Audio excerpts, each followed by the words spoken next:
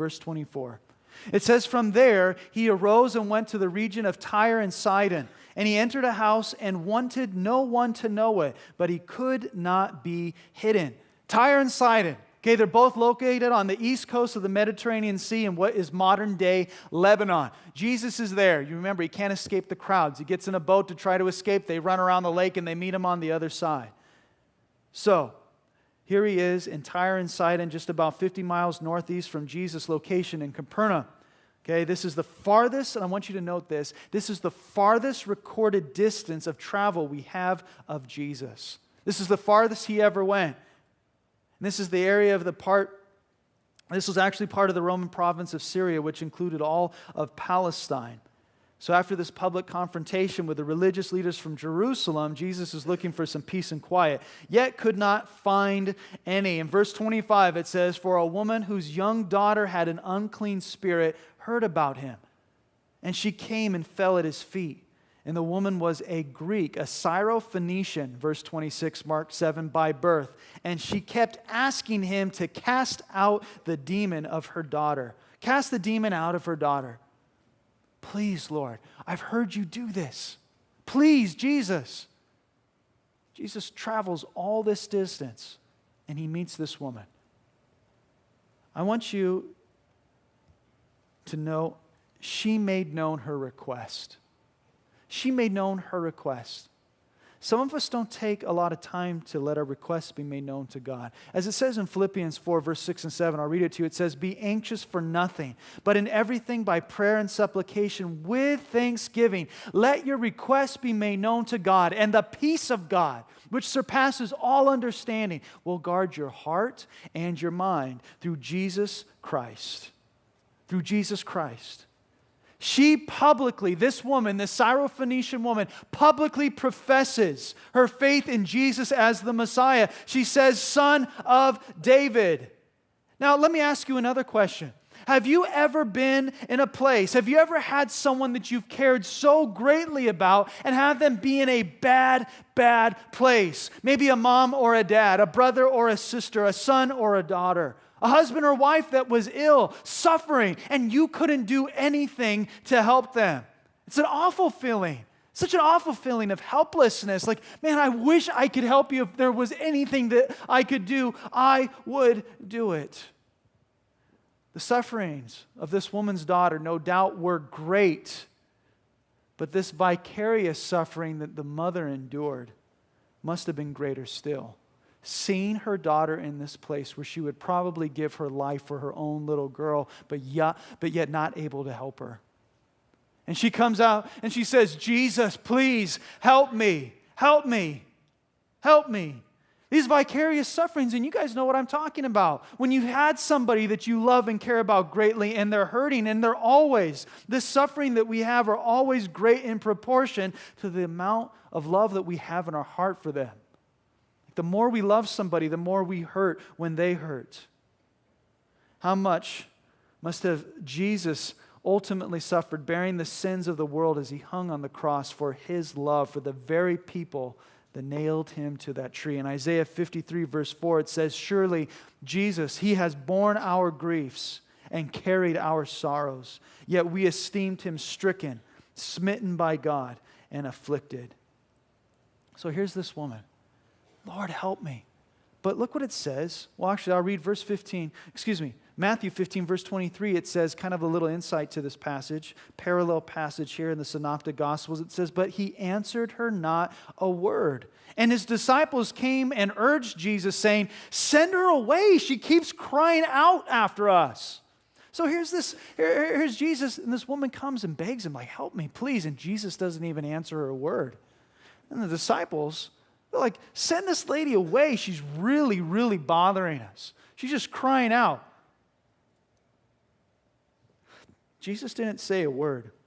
But not to answer at all is not to answer no, even if we take things at their worst. You might be praying for something and you feel like, man, Jesus isn't hearing me. I haven't heard a thing, but he hasn't said no. He hasn't said no. He hasn't said no to this woman. He didn't say yes, but he didn't say no either. The disciples had something to say about it. "Send her away." He's not available right now, okay? Please try again later. But she wouldn't wait. She couldn't wait. She was desperate, but she was bothering the disciples. She was bothering the disciples. I can just see James and John come up to Jesus and be like, hey, Lord, do you want us just to call fire down from heaven and consume this lady? She's really bothering us. You know, remember there were the brothers called the Sons of Thunder because they wanted to call fire down on this little area that didn't want to receive Jesus. You just see them, Lord, should we just light her up right now and get rid of her? Let's move on. We got things to attend to. No, that's not what happened. In Matthew 15, verse 24, Jesus answered and said to her, I was not sent except to the lost sheep of the house of Israel. Jesus was sent to the Israelites. He was sent to Israel, not to the Gentiles, and that was the fact. However, as ominous of a statement that was, it was laced with hope, actually. And you might say, well, how so? Well, let me tell you. By saying this, Jesus is not agreeing to the disciples that said, send her away. So here it is, this woman saying, Lord, please help me. He doesn't say anything. Then he says, I wasn't sent except to the house of Israel, not to the Gentiles. He doesn't acknowledge the disciples are saying, give this lady the boot. We're sick of hearing her. She needs to go. He doesn't acknowledge them. He doesn't say, yeah, you're right, get rid of her. So it is laced with hope. He didn't tell her no, and he didn't tell her to leave. And it says in Matthew 15:25 that she came and worshiped him, saying, Lord, help me. Have mercy on me. Help me. This woman was insistent and persistent in asking for help from Jesus. And it would seem that the more insistent we are, the more qualified we become to appreciate the mercy we require. In James 5:16 it says, the effective fervent prayer of a righteous man avails much. The more the disciples wanted her to leave, the less she went. The less the Savior said to her, the more she inferred. And if he didn't answer her at a distance, she would try the effect of being nearer. And Jesus said to her in verse 27, back in Mark chapter 7, let the little children be filled first, for it is not good to take the children's bread and throw it to the little dogs. If this was the reality show, this would be the part when everybody in the audience just went, oh, rejected, shut down. Man, just called a little dog for crying out loud. You know, what is this all about? But that would be our misguided pop culture projected onto the text. What's really being said here? Jesus knew that he would come into contact with this woman before he even traveled the long distance that he traveled. He knew that he would meet this woman before he ever left for Tyre and Sidon. Jesus knew what he was going to do furthermore. And he is, what I would say, drawing out from this woman her great faith. But wait, Jesus called her a dog. I just read it. Listen, this isn't urban slang, okay? This isn't like, hey, what's up, dog? That's not what he's saying here. This actually isn't derogatory. This isn't derogatory, for it's actually the word to describe little puppies that would dwell in your house. Jesus said he's been sent to the lost sheep of the house of Israel, not to the Gentiles. So on one hand, Jesus is just very clearly expressing his mission to reach the house of Israel first. Number two, on the other hand, it meant that there was something afterwards. If not much, maybe parenthetically crumbs for those who came second. And she answered and said to him, verse 28, Mark 7, Lord, yes, yet even the little dogs under the table eat from the children's crumbs. What a proper response, and what a tremendous work of Jesus in drawing out this woman's faith. Jesus said, I've been sent to the house of Israel, not to the Gentiles. He didn't tell her no. He said, this is my first mission. And she, recognizing that, said yes, and even the second part two of that would be even the little puppies will eat the crumbs or take the crumbs of whatever's left. Yes, Lord, you were sent to the house of Israel. I'm a Gentile, but Lord, I'll take even the little bits of crumbs that you have left, and that's sufficient for me. She apprehended clearly that it was Jesus' right, his personal ministry should be devoted to the Jews first, and then she clearly grasped not to interfere with that ministry, but to ask him to allow this request on the side of it. In verse 29, then he said to her, "For this saying, go your way. The demon has gone out of your daughter." In Matthew 15:28, cross-reference, then Jesus answered and said to her, "O woman, great is your faith. Great is your faith. Let it be to you as you desire."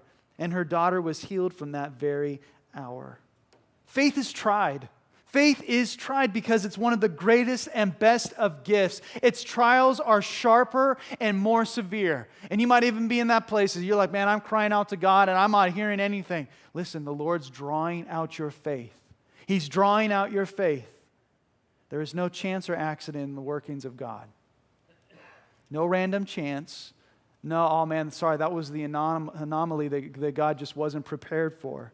Jesus went to Tyre and Sidon with the very purpose of meeting this woman and healing her child. You know what? This is actually the only record of anything that Jesus has done in Tyre and Sidon. Just this one thing. He knew that this was going to happen. And many times we're in that same place where the Lord's just drawing out our faith. Lord, I'll take the leftovers, the breadcrumbs, anything, Lord, please help me. Please help me. And sometimes the Lord will have you take those steps of faith where you don't see it, you don't get it, you don't understand it. You think you're going to drown. You think there's no way I'm swimming to the other side. Like for those of you that, took swimming lessons growing up, it was like one of those things where your teacher said, "Come on, swim to me," and she's 5 feet away from you. And then she starts going like this, starts stepping back, and then, you're swimming for your life, and she just keeps going, come on, let's go, let's go, let's go. And next thing you know, you just swam the whole length of the pool. You didn't think you had it in you, but she drew it out of you. She drew it out of you. You're like, no way, I can't do that. And a lot of times I think the Lord's like that because He says He'll never leave us or forsake us. So at any time we start to sink, He grabs us. Hey, I'm right here. It's okay. Just like that swim coach. It's okay. But then when He's drawing out our faith, it's as if we're going to swim across the other side of the pool and we didn't think we had it in us. And so He draws it out. Come on. Keep trusting. Keep believing. Keep seeking. Keep asking. Keep knocking. And then you find yourself in a place where Jesus says, even as He said to this woman, great is your faith. It didn't just get great. It was actually drawn out. When you're tested and when you have those problems and those things that really, really knock you for six or whatever it might be, and you're like, man, what's going on right now? Drawing out faith. Drawing out faith. In verse 30 it says, and when she had come to her house, she found the demon gone out and her daughter lying on the bed. And again, departing from the region of Tyre and Sidon, verse 31, Mark 7, he came through the midst of the region of the Decapolis of the Sea of Galilee. And they brought to him one who was deaf and had an impediment in his speech, and they begged him to put his hand on him. And he took him aside from the multitude and put his fingers in his ears, and he spat and touched his tongue. Then looking up to heaven, he sighed and said to him, Ephphatha, that is, be opened. And immediately his ears were opened, and the impediment of his tongue was loosed, and he spoke plainly. He went from, blah, blah, blah, oh, yes! Yes! Can you imagine that? Immediately his ears were open, he could hear, the impediment of his tongue was loose, and he spoke plainly. And then he commanded them that they should tell no one. But the more he commanded them, the more widely they proclaimed it. And they were astonished beyond measure, saying, He has done all things well. He makes both the deaf to hear and the mute to speak. Only Jesus can do this. Only the Lord can do this type of work in our life.